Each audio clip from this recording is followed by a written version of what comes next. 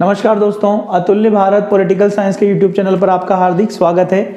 आज हम बात करने जा रहे हैं दोस्तों रीट लेवल 2 एसएसटी के अंदर जो इंडियन पॉलिटी सब्जेक्ट है उसमें जो नया सिलेबस आपका बदला है या जो नया सिलेबस आया है उसकी आज हम आपकी बात करने जा रहे हैं। तो दोस्तों अगर हम इसमें सिलेबस की बात करें तो हमारे सिलेबस के अंदर सबसे पहला टॉपिक इसमें जोड़ा गया है भारतीय संविधान का निर्माण। पहला टॉपिक जोड़ा गया है कौन सा? भारतीय संविधान का निर्माण। ठीक है।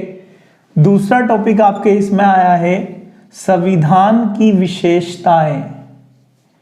संविधान की विशेषताएं। ठीक है। इसके बाद दोस्तों हमारा इसमें तीसरा टॉपिक रहेगा उद्देशिका। संविधान की उद्देशिका, और इस उद्देशिका को ही हम प्रस्तावना भी कह सकते हैं। उद्देशिका को ही हम क्या कह सकते हैं? संविधान की प्रस्तावना भी कह सकते हैं। इसके बाद दोस्तों हमारा चौथा टॉपिक यहां पर रहेगा मौलिक अधिकार। हमारा चौथा टॉपिक रहेगा यहां पर मौलिक अधिकार। मौलिक अधिकार। पांचवा टॉपिक हमारा यहां रहेगा नीति निदेशक तत्व। आपको एक बात याद रखनी है दोस्तों, नीति निदेशक तत्व आपके सिलेबस में लिखा हुआ नहीं है, पर आपके सिलेबस में एक नया टॉपिक जो है लिखा हुआ पहले भी था, ये सामाजिक न्याय। तो जब सामाजिक न्याय की बात करते हैं तब नीति निदेशक तत्व में पढ़ना क्या हो जाते हैं? जरूरी हो जाते हैं। इसलिए हम यहाँ पर क्या देखेंगे? नीति निदेशक तत्व।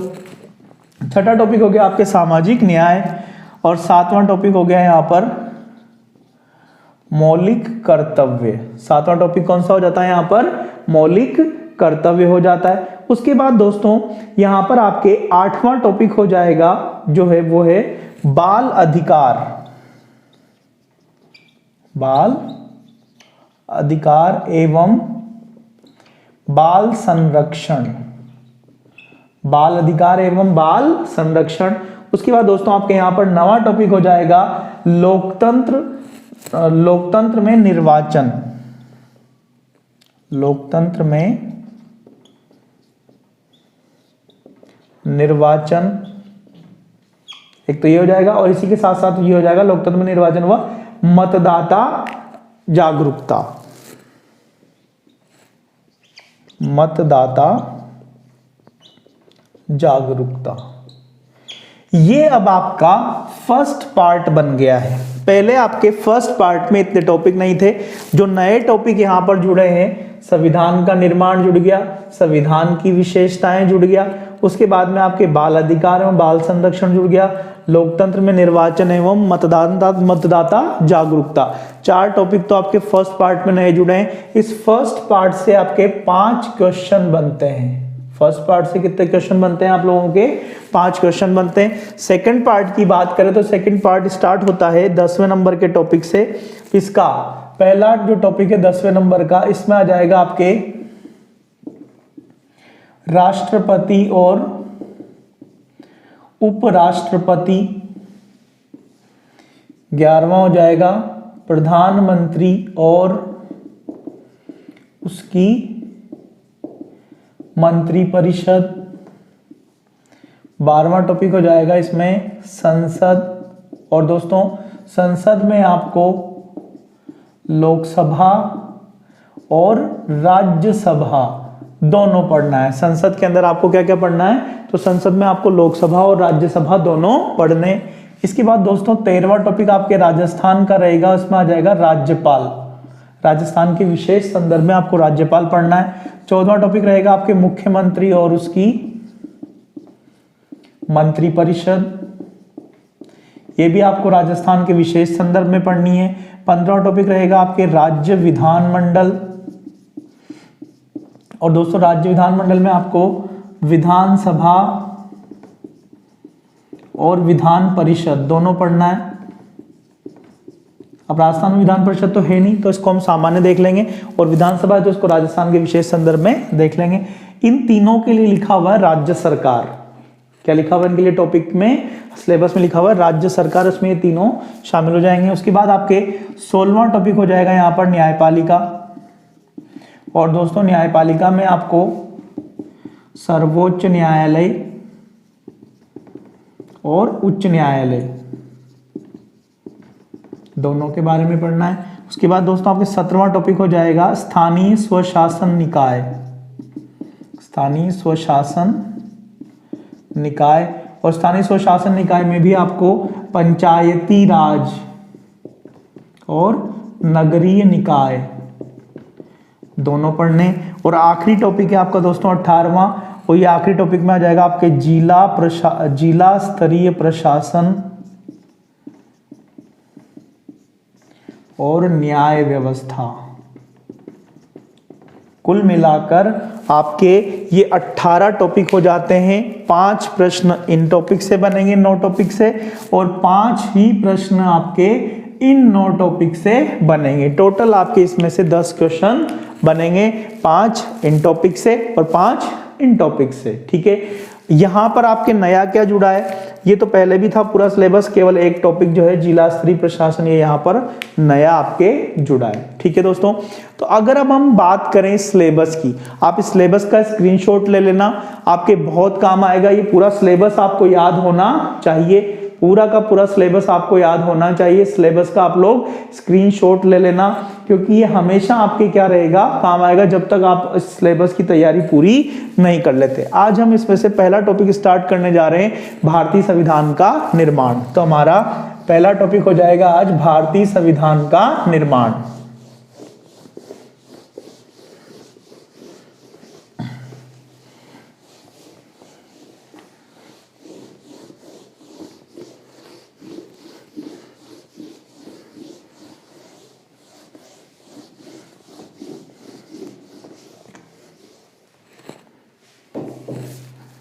हमारा पहला टॉपिक हो जाएगा भारतीय संविधान का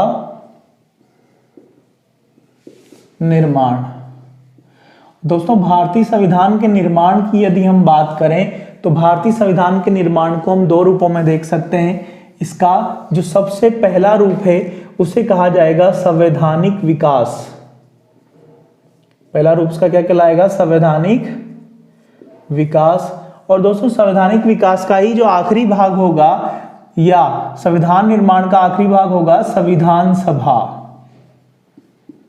संविधान सभा, इन 2 पार्ट में हमें क्या देखना है, संविधान का निर्माण देखना है। हम सबसे पहले संवैधानिक विकास की बात करेंगे।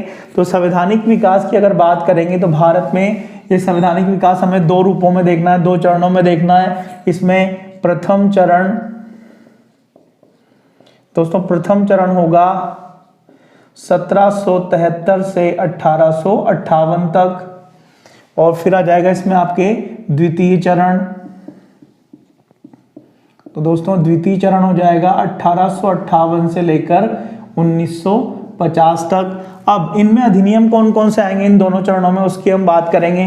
तो दोस्तों सबसे पहले प्रथम चरण के अधिनियम देखेंगे। तो प्रथम चरण में आपका सबसे पहला आपको पढ़ना है 1773 का रेगुलेटिंग एक्ट। 1773 का रेगुलेटिंग एक्ट। दूसरा आपको यहां पढ़ना है 1784 का पिट्स इंडिया एक्ट। इसके बाद आपको पढ़ना है दोस्तों तीसरा चार्टर अधिनियम। चार्टर अधिनियम। और दोस्तों ये जो चार्टर अधिनियम है ये 4 आए थे। कितने चार्टर अधिनियम पढ़ने हैं आपको? 4।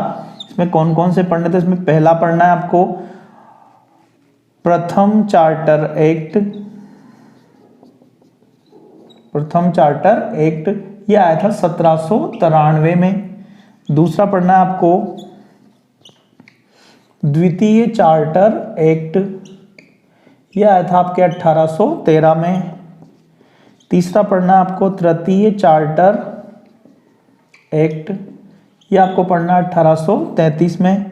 चौथा पढ़ना है आपको चतुर्थ चार्टर एक्ट, ये आपको पढ़ना है 1853। ठीक है, पहले चरण में संवैधानिक विकास के आपको ये अधिनियम पढ़ने हैं। कौन कौन से? 1773 का रेगुलेटिंग एक्ट, 1784 का पिट्स इंडिया एक्ट, चार्टर अधिनियम 4 पढ़ने, प्रथम द्वितीय तृतीय और चतुर्थ। ठीक है, उसके बाद आपको द्वितीय चरण में पढ़ने हैं अधिनियम।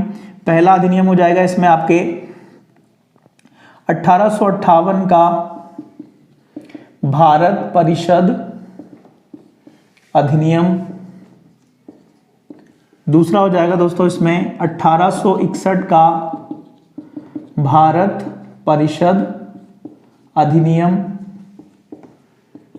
तीसरा हो जाएगा इसमें 1892 का भारत परिषद अधिनियम। फिर आ जाएगा दोस्तों चौथा 1909 का भारत परिषद अधिनियम, मार्लेमेंटो सुधार भी इसे कहते हैं। उसके बाद में पांचवा आ जाएगा आपके 1919 का भारत परिषद अधिनियम, मॉन्टेग्यू चेम्सफोर्ड सुधार ये कहलाता है। छठा आ जाएगा फिर आपके 1935 का भारत सरकार अधिनियम, 1935 का भारत सरकार अधिनियम। और उसके बाद सातवां और आखिरी अधिनियम जो आपको पढ़ना है वो है 1947 का भारतीय स्वतंत्रता अधिनियम, भारतीय स्वतंत्रता अधिनियम। कुल मिलाकर 7 अधिनियम तो इधर हो जाएंगे और 3 का मतलब यहाँ पे 6 अधिनियम इधर हो गए, तो टोटल मिलाकर आपको 6 और 7 यानी कितने हो जाएंगे, 13 अधिनियम हो जाएंगे जो आपको किसमें पढ़ने हैं, संवैधानिक विकास में पढ़ने हैं। उसके बाद हम संविधान सभा पर आ जाएंगे जो कि संवैधानिक विकास या संविधान निर्माण का दूसरा पार्ट है। ठीक है, तो आप चाहे तो इसका स्क्रीनशॉट ले लें ताकि आपको क्लियर रहेगा कि आपको क्या पढ़ना है। आज हम पहला अधिनियम स्टार्ट करने जा रहे हैं 1773 का रेगुलेटिंग एक्ट। तो हमारा हेडिंग हो जाएगा संवैधानिक विकास। संविधान निर्माण के अंदर हमारा पहला हेडिंग हो जाएगा संवैधानिक विकास। भारतीय संविधान का निर्माण हम पढ़ रहे हैं और उसके अंदर हम पहला हेडिंग डालेंगे संवैधानिक विकास।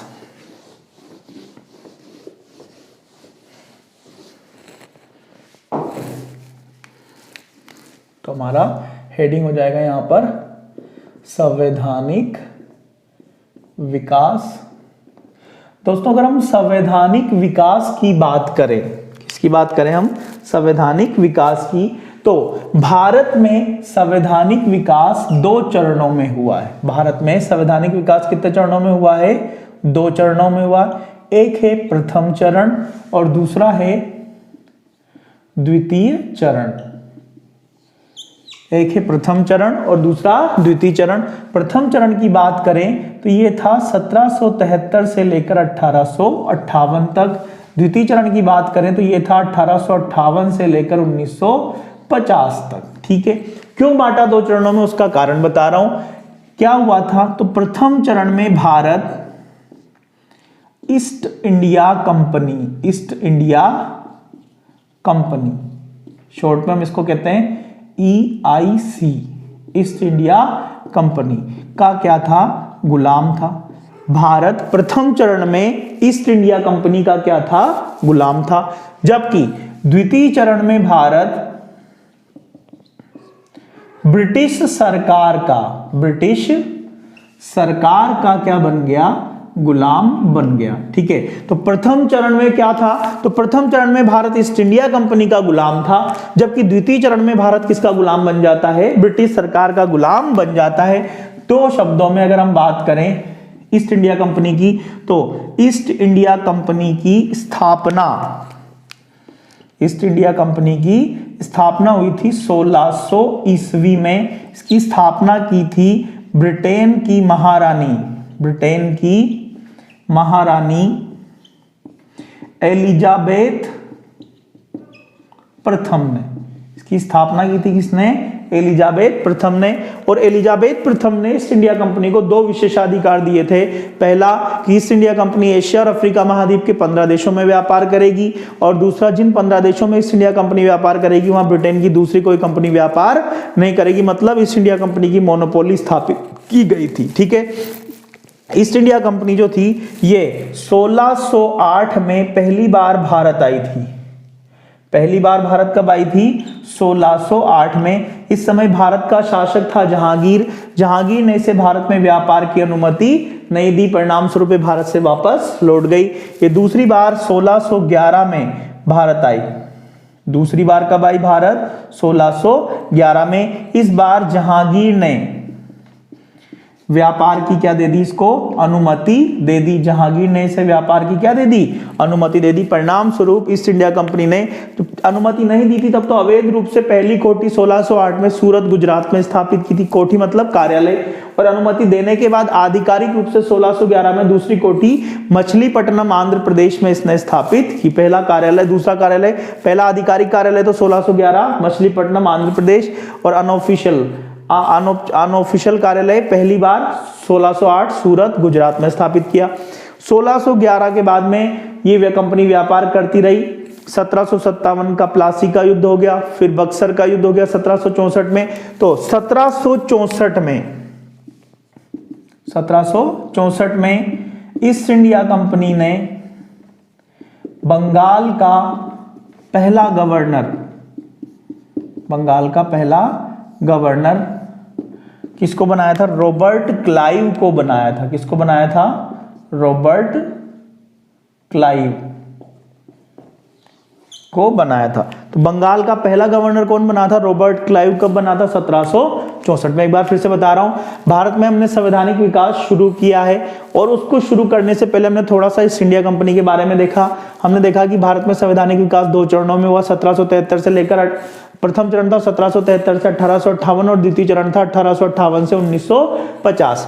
पहले चरण में भारत ईस्ट इंडिया कंपनी का गुलाम था, जबकि द्वितीय चरण में भारत ब्रिटिश सरकार का क्या बन जाता है? गुलाम बन जाता है। ईस्ट इंडिया कंपनी की हमने बात की कि इसकी स्थापना 1600 ईस्वी में ब्रिटेन की महारानी एलिजाबेथ फर्स्ट ने की थी। और ईस्ट इंडिया कंपनी जो थी ये 1608 में पहली बार भारत आई, परंतु जहांगीर ने इसे व्यापार की अनुमति नहीं दी। दूसरी बार 1611 में भारत आई, जहांगीर ने इस समय से व्यापार की अनुमति दे दी। 1764 में ईस्ट इंडिया कंपनी ने बंगाल का पहला गवर्नर रॉबर्ट क्लाइव को बनाया। इसके बाद हम संवैधानिक विकास का प्रथम चरण स्टार्ट करने जा रहे हैं। संवैधानिक विकास का प्रथम चरण,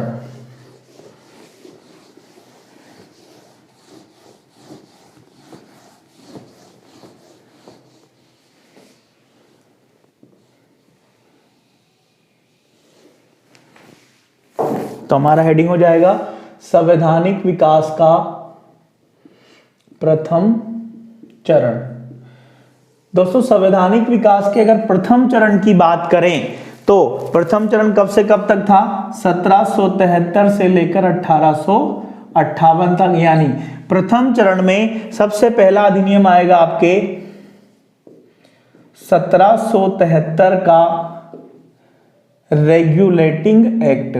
1773 का रेगुलेटिंग एक्ट पहला अधिनियम कौन सा आया संवैधानिक विकास के प्रथम चरण में? 1773 का रेगुलेटिंग एक्ट। दोस्तों अगर रेगुलेटिंग एक्ट की बात करें तो इसके द्वारा ईस्ट इंडिया कंपनी के लिए पहली बार लिखित नियम बनाए गए। पहली बार क्या बनाए गए? ईस्ट इंडिया कंपनी के लिए लिखित नियम बनाए गए जिनके माध्यम से कंपनी को शासन करना था। यानी कंपनी कहां शासन कर रही थी? भारत में। तो भारत में पहली बार जो शासन करने वाली सत्ता थी उसके लिए लिखित नियम बनाए गए। लिखित नियम ही लिखित संविधान कहलाता है। इसीलिए संवैधानिक विकास की शुरुआत 1773 के रेगुलेटिंग एक्ट से मानी जाती है। अगली बात, रेगुलेटिंग एक्ट के द्वारा क्या किया गया? तो रेगुलेटिंग एक्ट के द्वारा बंगाल में गवर्नर जनरल का पद बनाया गया। बंगाल में गवर्नर जनरल का क्या बनाया गया? पद बनाया गया। तथा बंगाल का पहला गवर्नर जनरल, बंगाल का पहला गवर्नर जनरल कौन बनाया गया था? Lord Warren Hasting. Lord Warren Hastings बनाया गया। बंगाल का पहला गवर्नर जनरल कौन बनाया गया था? तो बंगाल का पहला गवर्नर जनरल बनाया गया था लॉर्ड वारेन हेस्टिंग्स। ठीक है। अगली बात है दोस्तों, जो लॉर्ड वारेन हेस्टिंग्स थे, इसके बाद इसी 1773 के रेगुलेटिंग एक्ट के अंदर ही क्या हुआ? तो इसी समय East India Company Bengal, Madras और बंबई, बंगाल, मद्रास और बंबई, इन 3 प्रांतों पर कब्जा कर चुकी थी। बंगाल, मद्रास और बंबई, इन 3 प्रांतों पर क्या कर चुकी थी? कब्जा कर चुकी थी। और तीनों प्रांतों में क्या थे? गवर्नर थे। ठीक है, तो बंगाल, मद्रास और बंबई, तीनों प्रांतों के गवर्नरों को, तीनों प्रांतों के गवर्नरों को बंगाल के गवर्नर जनरल, बंगाल के गवर्नर जनरल के अधीन कर दिया, बंगाल के गवर्नर जनरल के अधीन कर दिया। ठीक है, तीनों प्रांतों के गवर्नरों को बंगाल के गवर्नर जनरल के अधीन कर दिया तथा इन तीनों प्रांतों के लिए कानून बनाने का अधिकार, इन तीनों प्रांतों के लिए कानून बनाने का अधिकार भी बंगाल के गवर्नर जनरल को दे दिया, बंगाल के गवर्नर जनरल को दे दिया। ये महत्वपूर्ण काम हुआ था दोस्तों, याद रखना। 3 प्रांत थे, बंगाल, मद्रास और बंबई। ठीक है, ये 3 प्रांत थे जिनके ऊपर 1773 तक ईस्ट इंडिया कंपनी का कब्जा हो चुका था। इन तीनों प्रांतों में गवर्नरों के पद बन गए थे। इन तीनों प्रांतों के गवर्नरों को बंगाल के गवर्नर जनरल के अधीन कर दिया। किसके अधीन कर दिया? बंगाल के गवर्नर जनरल के अधीन। और तीनों प्रांतों के लिए कानून बनाने का अधिकार किसको दे दिया? बंगाल के गवर्नर जनरल को दे दिया। ठीक है, अगला काम होता है और भारत में सर्वोच्च न्यायालय के गठन का प्रावधान किया। गठन का क्या किया? प्रावधान किसके? सर्वोच्च न्यायालय के।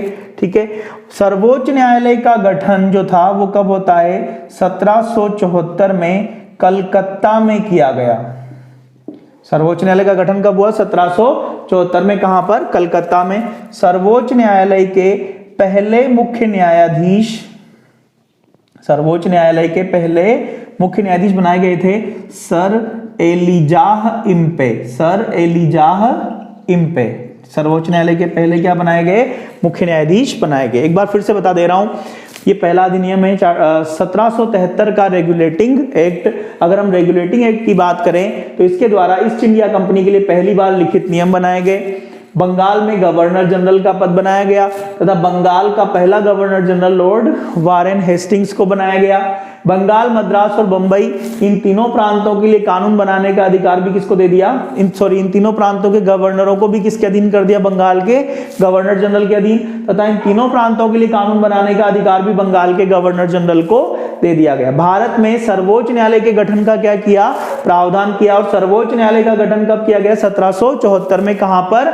कलकत्ता में किया गया। ठीक है, सर्वोच्च न्यायालय के पहले मुख्य न्यायाधीश बनाए गए थे सर एलिजाह इम्पे। ये हमारा पहला जो है वो क्या है? अधिनियम है। यहां से हमारे जो पहला क्वेश्चन बनता है, अगर महत्वपूर्ण क्वेश्चन की बात करें तो बंगाल में पहली बार गवर्नर जनरल का पद कब बनाया गया? तो 1773 के रेगुलेटिंग एक्ट के द्वारा बनाया गया। बंगाल का पहला गवर्नर जनरल कौन बनाया गया? तो बंगाल का पहला गवर्नर जनरल बनाया गया था लॉर्ड वारेन हेस्टिंग्स। सवाल दूसरा बनता है, बंगाल का पहला गवर्नर कौन था? तो पहला गवर्नर कौन था? Robert Clive. ठीक है, सर्वोच्च न्यायालय के गठन का प्रावधान किस अधिनियम में किया गया था? 1773 के रेगुलेटिंग एक्ट के द्वारा किया गया था। सर्वोच्च न्यायालय के पहले मुख्य न्यायाधीश कौन बनाए गए थे 1773 में? तो 1774 में इसके पहले मुख्य न्यायाधीश बनाए गए थे गठन के तत्काल बाद सर एलिजाह इम्पे। इसके बाद हमारा दूसरा अधिनियम है यहां पर 1784 का Pitt's India act. Pitt's India act 1784 का पिट्स इंडिया एक्ट। दोस्तों अगर पिट्स इंडिया एक्ट की बात करें तो ये एक बहुत महत्वपूर्ण है। यहां से बहुत सारे एग्जाम्स में सवाल पूछे जाते रहे। ये एक महत्वपूर्ण माना जाता है। क्या हुआ था इस एक्ट के अंदर? तो दोस्तों अगर इस एक्ट की बात करें तो पिट्स इंडिया एक्ट में क्या हुआ? तो इसके द्वारा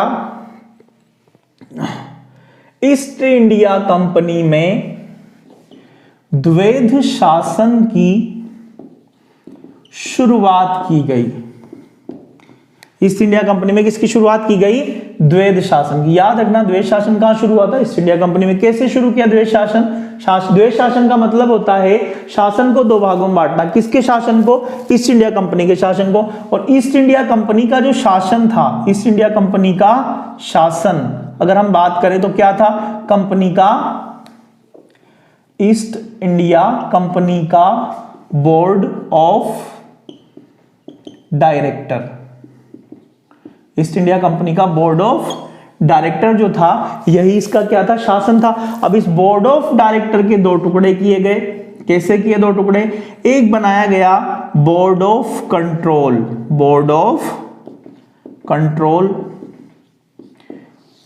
हम ये कह सकते हैं कि बोर्ड ऑफ डायरेक्टर के दो टुकड़े किए, ये भी कह सकते हैं, या ये कह सकते हैं कि बोर्ड ऑफ डायरेक्टर के स्थान पर दो प्रकार की व्यवस्थाएं बनाई गई। एक बनाया गया बोर्ड ऑफ कंट्रोल, दूसरा बनाया गया board of governor, board of governor. दोस्तों अगर बोर्ड ऑफ कंट्रोल की बात करें तो बोर्ड ऑफ कंट्रोल में ब्रिटिश सरकार के, बोर्ड ऑफ कंट्रोल में ब्रिटिश सरकार के सदस्य शामिल किए, ठीक है।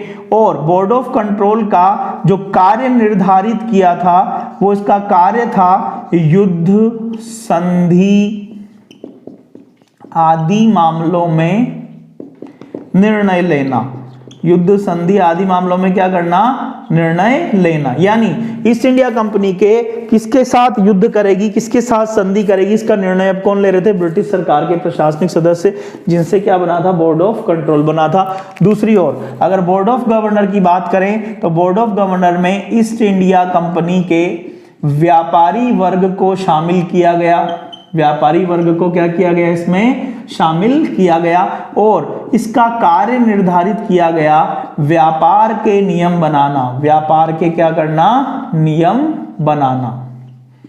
यानी अगर हम देखें तो 1784 के पिट्स इंडिया एक्ट से ईस्ट इंडिया कंपनी को ब्रिटिश सरकार ने केवल व्यापार तक सीमित कर दिया था। इसके जो राजनीतिक काम थे, पॉलिटिकल काम थे, वो सारे काम किसने अपने अधीन ले लिए थे, ब्रिटिश सरकार ने अपने अंडर में ले लिए थे। इसी बात को ईस्ट इंडिया कंपनी में द्वैध शासन कहा जाता है। बात क्लियर है? फिर से बता रहा हूं, 1784 का जो पिट्स इंडिया एक्ट आया था, इसमें ईस्ट इंडिया कंपनी में द्वैध शासन की शुरुआत की गई थी। और ईस्ट इंडिया कंपनी में द्वैध शासन की शुरुआत कैसे की, तो ईस्ट इंडिया कंपनी का जो शासन था, इसका बोर्ड ऑफ डायरेक्टर, उसके स्थान पर दो प्रकार की व्यवस्थाएं बना दी। एक बना दिया बोर्ड ऑफ कंट्रोल, दूसरा बना दिया board of governor. Board of control में ब्रिटिश सरकार के सदस्य रखे गए और इनका काम निर्धारित किया गया युद्ध संधि आदि से संबंधित निर्णय लेना। जबकि जो बोर्ड ऑफ गवर्नर था उसमें ईस्ट इंडिया कंपनी के सदस्य शामिल किए गए थे और इसका काम निर्धारित किया गया था व्यापार के नियम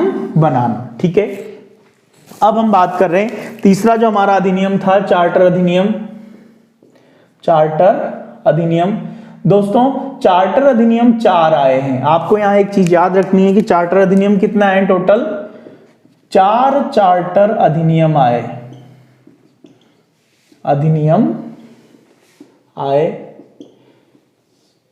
इनके बीच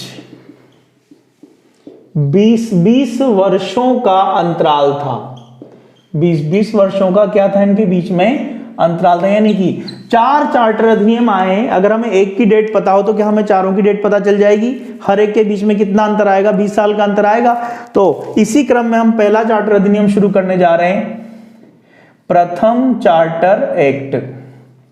प्रथम चार्टर एक्ट यह आया था 1793। प्रथम चार्टर एक्ट कब आया था दोस्तों? प्रथम चार्टर एक्ट आया था 1793 में, ठीक है। प्रथम चार्टर एक्ट में क्या हुआ, तो प्रथम चार्टर एक्ट में ईस्ट इंडिया कंपनी का शासन भारत में 1773 के रेगुलेटिंग एक्ट, 1773 के रेगुलेटिंग एक्ट के आधार पर निर्धारित किया। 1773 के रेगुलेटिंग एक्ट के आधार पर निर्धारित किया, ठीक है। दूसरा काम हुआ, ईस्ट इंडिया कंपनी का शासन भारत में 20 वर्षों के लिए, भारत में 20 वर्षों के लिए बढ़ा दिया गया। ये दो महत्वपूर्ण काम होते हैं इसमें। आप ये तय किया गया कि ईस्ट इंडिया कंपनी भारत में शासन 1773 के रेगुलेटिंग एक्ट के आधार पर करेगी और आने वाले 20 सालों तक क्या करेगी, भारत में शासन करती रहेगी। कौन? East India company. ये बात तय की गई प्रथम चार्टर एक्ट 1793 में, ठीक है। इसके बाद दोस्तों द्वितीय चार्टर एक्ट आया। इसके बाद में द्वितीय चार्टर एक्ट आएगा 1813 में, 20 साल बाद। तो 20 साल बाद में क्या आया प्रथम चार्टर एक्ट के द्वितीय चार्टर एक्ट। तो हमारा हेडिंग हो जाएगा द्वितीय चार्टर एक्ट 1813।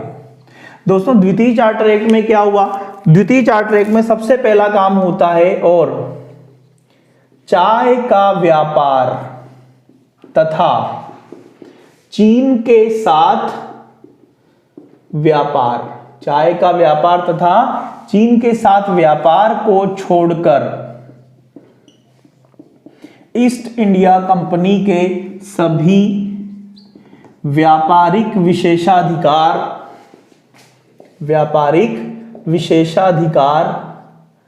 समाप्त कर दिए। दोस्तों हमने जब ये शुरू किया था तब ईस्ट इंडिया कंपनी की बात की थी और मैंने वहां पे बताया था आपको कि ब्रिटेन की महारानी एलिजाबेथ प्रथम ने ईस्ट इंडिया कंपनी की स्थापना की थी 1600 ईस्वी में और इसे 2 विशेषाधिकार दिए थे। पहला ये दिया था कि ईस्ट इंडिया कंपनी एशिया और अफ्रीका महाद्वीप के 15 देशों में व्यापार करेगी और दूसरा जिन 15 देशों में ईस्ट इंडिया कंपनी व्यापार करेगी वहां ब्रिटेन की दूसरी कोई कंपनी व्यापार नहीं कर सकती। अब इन व्यापारिक विशेषाधिकारों को यहाँ क्या किया गया, सीमित किया गया। कैसे, ये कहा गया कि भाई चाय का व्यापार जो है वो ईस्ट इंडिया कंपनी करेगी, दूसरी कोई कंपनी ब्रिटेन की नहीं कर सकती, और जो चीन देश है इसके साथ व्यापार भी केवल ईस्ट इंडिया कंपनी कर सकती है। बाकी के जो 14 देश हैं उनमें चाय के व्यापार को छोड़कर शेष सभी व्यापार कौन करेंगे, ब्रिटेन की दूसरी कंपनियां भी कर सकती है। यानी ईस्ट इंडिया कंपनी की मोनोपोली को सीमित किया गया, इसका जो एकाधिकार था उसे क्या किया गया, कम किया गया, पूरी तरीके से समाप्त नहीं किया। कहां कहां बचा दिया, चाय का व्यापार बचा दिया और चीन के साथ व्यापार बचा दिया। अगला काम यहां होता है और ईसाई मिशनरियों को भारत में धर्म प्रचार करने की अनुमति दी गई। ईसाई मिशनरियों को भारत में धर्म प्रचार करने की क्या दी गई, अनुमति दी गई। तीसरा काम होता है इसमें भारतीयों की शिक्षा पर 1 लाख रुपए वार्षिक, 1 लाख रुपये वार्षिक खर्च करने का प्रावधान किया। 1 लाख रुपए वार्षिक खर्च करने का क्या किया, प्रावधान किया। अगला काम इसमें होता है और स्थानीय निकायों को कर लगाने का अधिकार दिया गया। दोस्तों 1667 से ही हमारे देश में स्थानीय निकाय, नगरीय स्थानीय निकायों की शुरुआत हो चुकी थी और उनको 1813 में टैक्स लगाने का क्या दे दिया गया, अधिकार दे दिया गया। ठीक है, आखिरी काम होता है इसमें और ईस्ट इंडिया कंपनी का शासन भारत में 20 वर्षों के लिए बढ़ा दिया गया।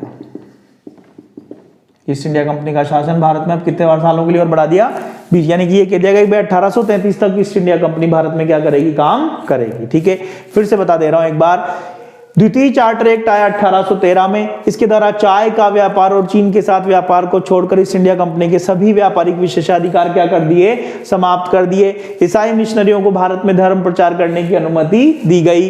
भारतीयों की शिक्षा पर 1 लाख रुपए वार्षिक खर्च करने का प्रावधान किया गया। स्थानीय निकायों को कर लगाने का अधिकार दिया गया और ईस्ट इंडिया कंपनी का शासन भारत में 20 वर्षों के लिए बढ़ा दिया गया। ठीक है, यहां से सवाल बनता है कि भाई ईसाई मिशनरियों को भारत में धर्म प्रचार करने की अनुमति किस अधिनियम से दी गई, तो हम बताएंगे 1813 के द्वितीय चार्टर एक्ट से।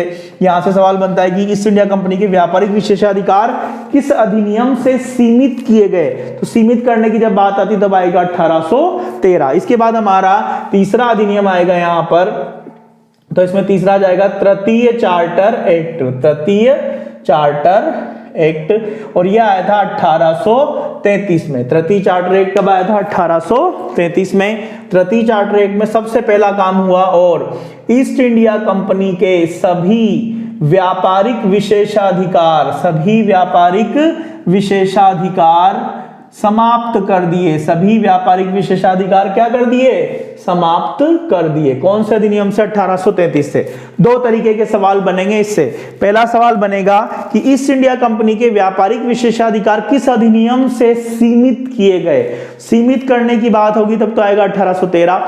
दूसरा सवाल बनेगा ईस्ट इंडिया कंपनी के व्यापारिक विशेषाधिकार किस अधिनियम से समाप्त किए गए, समाप्त करने की बात होगी तब आएगा 1833। दूसरा काम इसमें होता है दोस्तों, महत्वपूर्ण काम है, बंगाल में, कहां पर, बंगाल में गवर्नर जनरल, गवर्नर या बंगाल के गवर्नर जनरल, बंगाल के गवर्नर जनरल के स्थान पर, बंगाल के गवर्नर जनरल के स्थान पर भारत के गवर्नर जनरल का, भारत के गवर्नर जनरल का पद बनाया गया। बंगाल के गवर्नर जनरल के स्थान पर भारत के गवर्नर जनरल का क्या किया गया, पद बनाया गया। मतलब बंगाल के गवर्नर जनरल का पद समाप्त कर दिया अब, और किसका पद बना दिया, भारत के गवर्नर जनरल का।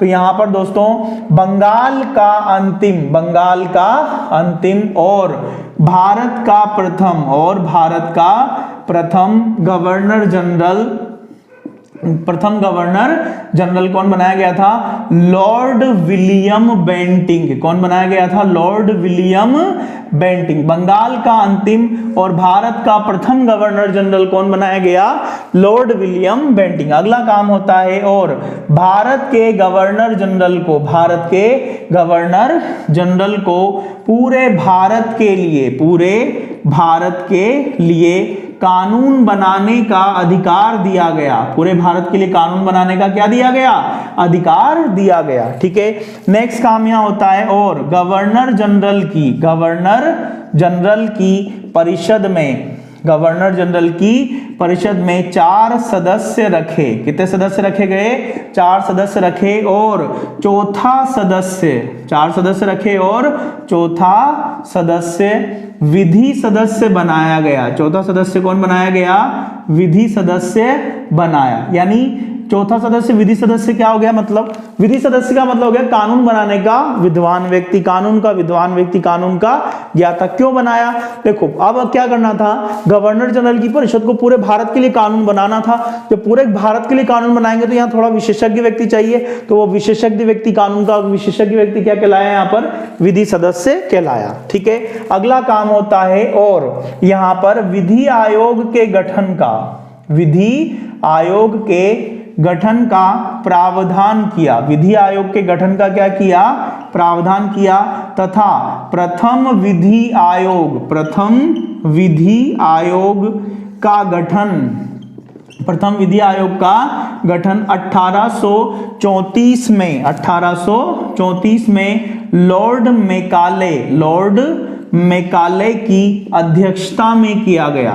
प्रथम विधि आयोग का गठन 1834 में लॉर्ड मेकाले की अध्यक्षता में किया गया। याद रखने की बात है, ये सवाल बनता है यहां से, भारत में विधि आयोग के गठन का प्रावधान किस अधिनियम से हुआ था, तो 1833 के तृतीय चार्टर एक्ट से। सवाल बनता है प्रथम विधि आयोग का गठन कब हुआ, 1834 में। इसके अध्यक्ष कौन बनाए गए थे, लॉर्ड मेकाले। ठीक है, अगली बात यहां पर आएगी, दास प्रथा को, दास प्रथा को समाप्त कर दिया, और इसके लिए कानून, इसके लिए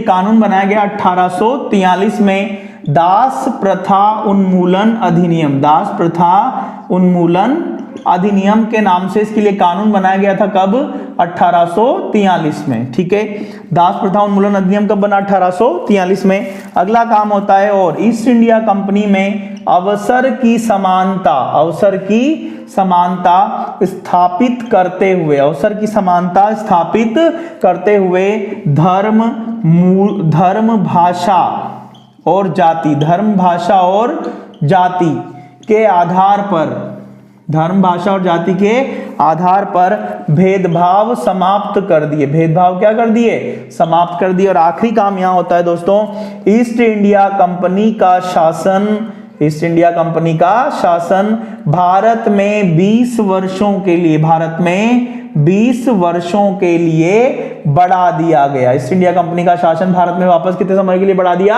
20 सालों के लिए। एक बार फिर से बता रहा हूं मैं आपको, जो तृतीय चार्टर एक्ट है, ये तृतीय चार्टर एक्ट आया 1833 में, और इस तृतीय चार्टर एक्ट में क्या हुआ, तो इसके द्वारा ईस्ट इंडिया कंपनी के सभी व्यापारिक विशेषाधिकार क्या कर दिए? समाप्त कर दिए।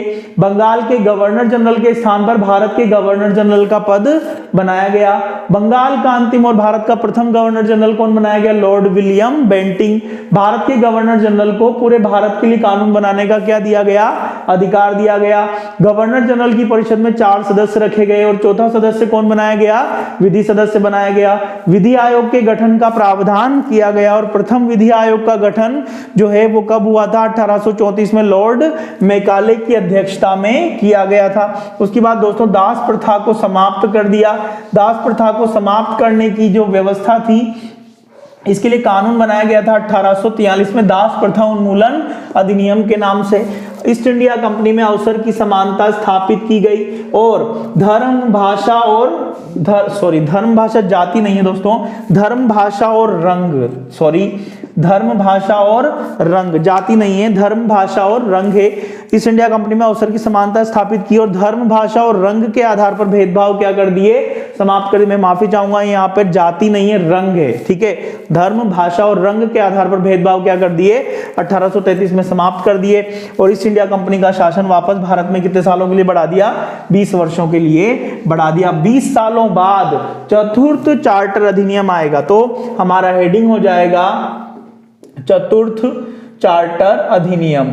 चतुर्थ चार्टर अधिनियम 1853। चतुर्थ चार्टर अधिनियम 1853। दोस्तों अगर हम चतुर्थ चार्टर अधिनियम की बात करें तो इसमें सबसे पहला काम होता है, और ईस्ट इंडिया कंपनी का शासन, ईस्ट इंडिया कंपनी का शासन भारत में 20 वर्षों के लिए, 20 वर्षों के लिए बढ़ा दिया गया। ईस्ट इंडिया कंपनी का शासन ईस्ट इंडिया कंपनी का शासन भारत में अनिश्चित काल के लिए बढ़ा दिया गया। भारत में कितने समय के लिए बढ़ा दिया? अनिश्चित काल के लिए बढ़ाया गया। अभी तक 20-20 वर्षों तक बढ़ाया जा रहा था, पर 1853 में ईस्ट इंडिया कंपनी का शासन अब भारत में कितने समय के लिए बढ़ा दिया?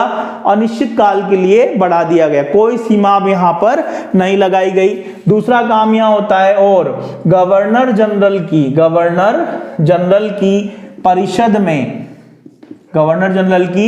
परिषद में कार्यपालिका और विधायिका के सदस्य अलग अलग किए गए। कार्यपालिका और विधायिका के सदस्य क्या किए गए?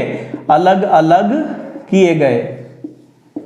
और आखिरी काम इसमें होता है दोस्तों, बहुत महत्वपूर्ण है, ICS Indian civil services. ICS के लिए पहली बार प्रतियोगिता परीक्षा